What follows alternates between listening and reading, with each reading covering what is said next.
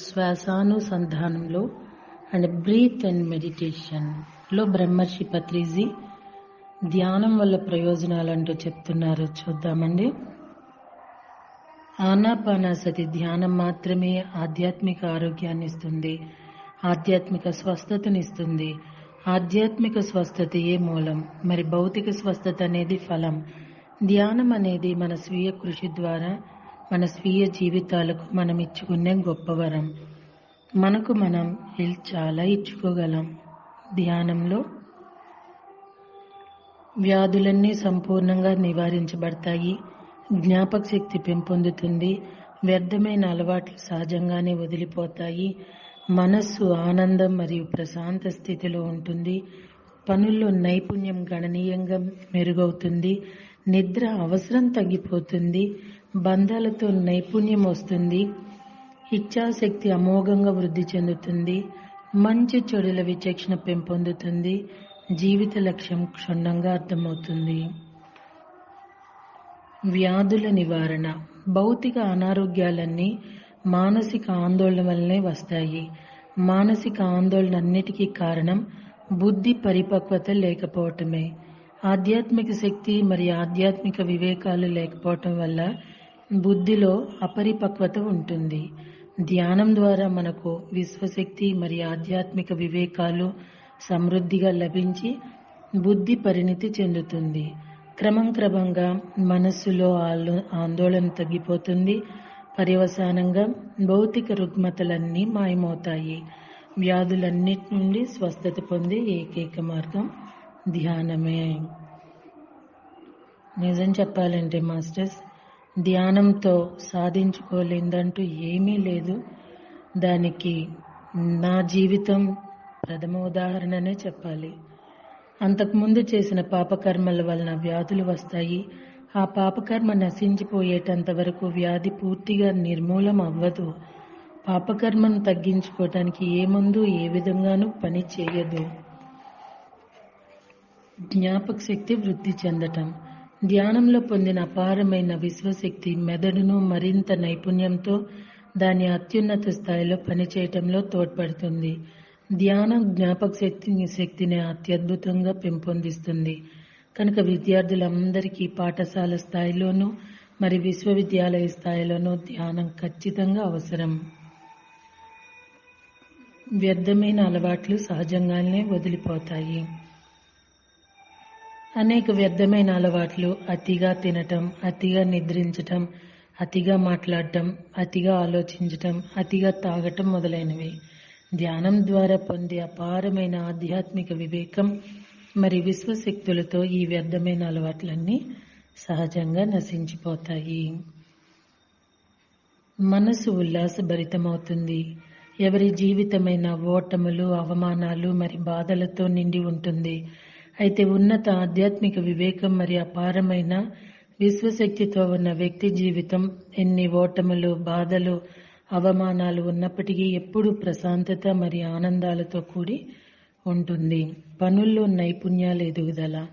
అపారమైన విశ్వశక్తి మరి ఉన్నత ఆధ్యాత్మిక వివేకాలతో ఏ పనినైనా భౌతికమైన లేదా మానసికమైనదైనా గొప్ప నైపుణ్యంతో చేయబడుతుంది. తక్కువ సమయంలో ఎక్కువ పని చేయగలుగుతాం. అతి తక్కువ వనరులతో గణనీయమైన పని జరుగుతుంది. నిద్ర అవసరం తగ్గిపోతుంది. ధ్యానంలో విశ్వశక్తి సమృద్ధి లభిస్తుంది. నిద్రించినప్పుడు ఆ శక్తిలో కొంత భాగం మాత్రమే పొందగలం. అరగంట గాఢ ధ్యానం 6 గంటల నిద్రతో సమానం. శారీరక విశ్రాంతి మరి మనసు విషయంలో కూడా. బంధాలలో నాణ్యత. పరస్పర వ్యక్తిగత బంధాలు పేలవంగా అసంతృప్తితో ఉండటానికి గల ఒకే ఒక కారణం ఉన్నత ఆధ్యాత్మిక వివేకం లేకపోవటమే. ఉన్నత ఆధ్యాత్మిక వివేకం ఉంటే పరస్పర వ్యక్తిగత బంధాలన్నీ ఎంతో నాణ్యత కలివిగా మరి పరిపూర్ణ సంతృప్తిగా మారుతాయి. సో అండి, ఇప్పుడు చాలా మంది అడుగుతున్నారు, ఏమండి ధ్యానంలోకి వచ్చాము, చాలా బంధువులు కొంతమంది అలా దూరం అయిపోయారు అంటారు. నాణ్యత లేకపోతే దూరం అయిపోతారండి. ఎందుకంటే మనము భూమి మీదకి వచ్చింది ఒక వర్క్ మీద, అందరం అండి, అదే కర్మ అంటే. కర్మ అంటే పని, అదేదో ఒక భయంకరంగా చిత్రీకరించుకొని భూతద్దంలో పెట్టేటప్పటికి కర్మ కర్మగా కనిపిస్తున్నది. సో అండి, మనం ఒక వర్క్ చేయటానికి ఏవైనా మన చుట్టూ ఉన్న వాళ్ళ వల్ల ఏమైనా డిస్టర్బెన్స్ వస్తున్నా, శక్తిహీనమవుతున్నా, ఆటోమేటిక్గా ఆ నాణ్యత లేని బంధాలు ఎవరైనా కావచ్చండి దూరం అయిపోతూ ఉంటారు. చివరికి సహ మాస్టర్స్ కూడా, సహ మెడిటేటర్స్ కూడా. కారణం ఈ నాణ్యత లేకపోవటమే. నాణ్యత అంటే ఎవరు అవసరమో ఆ నాణ్యతకి, నైపుణ్యానికి అవసరమైన బంధాలు పెనవేసుకుంటూనే ఉంటాయి. ఇది జీవిత అనుభవంగా కూడా తెలియచేయటానికి సాహసించొచ్చేమో కదండి. Right masters? ఇచ్ఛాశక్తి పెరుగుదల అంటున్నారు. సంకల్పాలు తన గమ్యాలు చేరాలంటే వాటికి సరిపడిన శక్తి అవసరం. గందరగోళంలో ఉన్న మానసిక స్థితిలో సంకల్పాలకు అత్యల్ప శక్తి మాత్రమే ఉంటుంది కనుక అవి వాటి గమ్యాలను చేరలేవు. అయితే ప్రశాంత మానసిక స్థితిలో సకారాత్మక సంకల్పాలన్నీ గొప్ప శక్తిని పొంది నాటకీయంగా వాస్తవీకరించబడతాయి. దానినే ఇచ్ఛాశక్తి గణనీయంగా మెరుగుపడుతుందని చెప్పుకోవచ్చు. సో అండి, ఇచ్ఛ అంటే కోరిక. కోరిక వేరు, అవసరం వేరు. మనకి కోరికలు ధ్యానంలోకి వస్తే కోరుకోవాలని అనిపించదు. అవసరాలు ఉంటాయండి, ఎందుకంటే బతుకుతున్నాం కదా. సో అవసరాలు తీరాలంటే ప్రత్యేకంగా చేయాల్సిన అవసరం, సంకల్పాలు ఏం లేదు. మరీ దౌర్భాగ్యం ఏంటంటే డబ్బు కోసం ధ్యానాలు చేయటం అనేది మహా దౌర్భాగ్యం. ఎందుకంటే మాస్టర్స్ ఇలా అంటున్నది ఏంటి ఇవ్వడని అనుకుంటే నేనేం చేయలేను.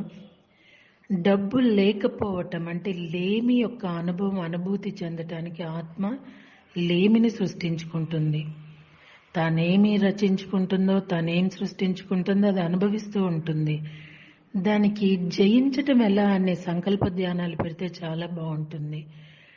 కానీ అది డబ్బు వచ్చే మార్గాలు అంటూ ధ్యానాలు, జలుబు పోవటానికి, తుమ్ము పోవటానికి, దగ్గు పోవటానికి అవి వర్క్షాప్లు, ధ్యానాలు పెట్టడం అంటే ధ్యానాన్ని అవమానించటమే. అసలు పత్రి గారు ఏం చెప్పిందో మనకు అర్థం కానట్టే.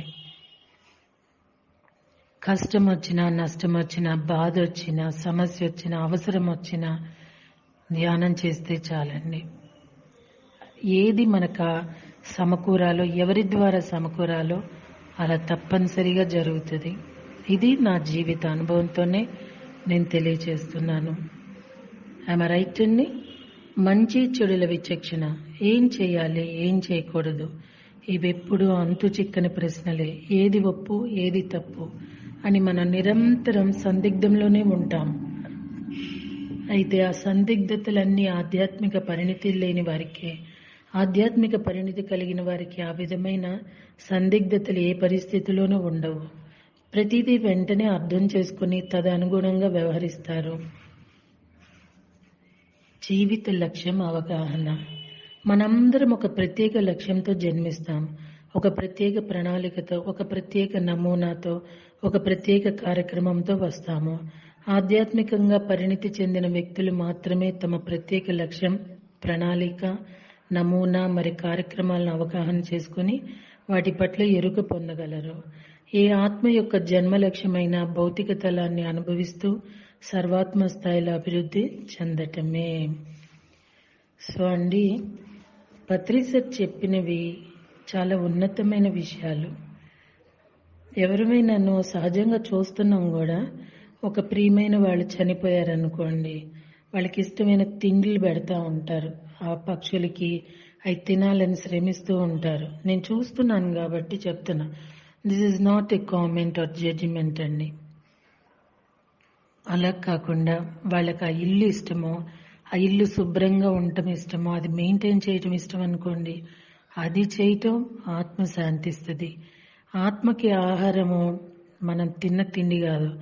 బతికున్నప్పుడు పెట్టలేదు కానీ చచ్చిపోయినాక పెట్టి కాకుల రూపంలో వచ్చి తింటాయని కావు కావు అంటూ కాకిని ఇమిటేట్ చేస్తూ కాలాన్ని వృధా చేసుకోవటం తప్ప ఉపయోగం ఏముండదండి.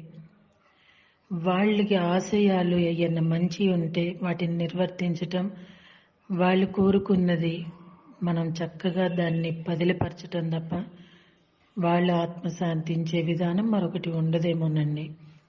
సో మాస్టర్స్ పత్రి సార్ కూడా చెప్పింది ఒకటి, అవలంబిస్తున్నది మరొకటి.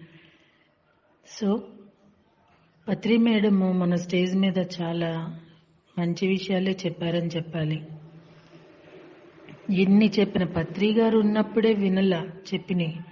ఇంకిప్పుడేంటి షిరిడి సాయిబాబా ఆయన కఫ్ని అండి, చిరిగిపోయింది కుట్టుకునే వాళ్ళు అలాగా ఉపయోగిస్తే ఎండిపోయిన రొట్టెలు తిని ముందు పశుపక్షులకి పెట్టి అలా తిన్న ఆయన వెళ్ళిపోయినాక ఆయన ఏం చెప్పలా.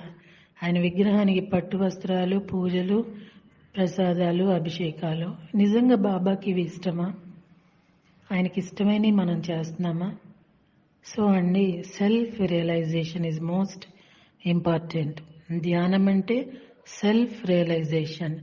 ధ్యానం చేస్తూ ధ్యాన ప్రచారం చేస్తూ కూడా ఇంకా సెల్ఫ్ రియలైజేషన్ లేదంటేనే మేము ధ్యానం చేస్తున్నాం, మాకు రోగాలు తగ్గల, బాధలు తగ్గల, ఆర్థిక బాధలు తగ్గలేదంటే మన దగ్గర సెల్ఫ్ రియలైజేషన్ లేదు. సో అండి, చాలా విషయాలకి ఈ పుస్తకం స్పష్టతనిస్తూ ఉంటుంది.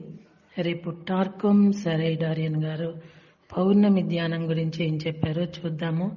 ఎక్సలెంట్ మాస్టర్, నాకు ఎంతో ఇష్టమైన మాస్టర్ అండి.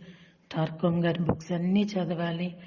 చాలా సింపుల్ విషయాలు, చాలా సింపుల్గా అర్థమయ్యేటట్టుగా తెలియజేస్తారు ఆయన.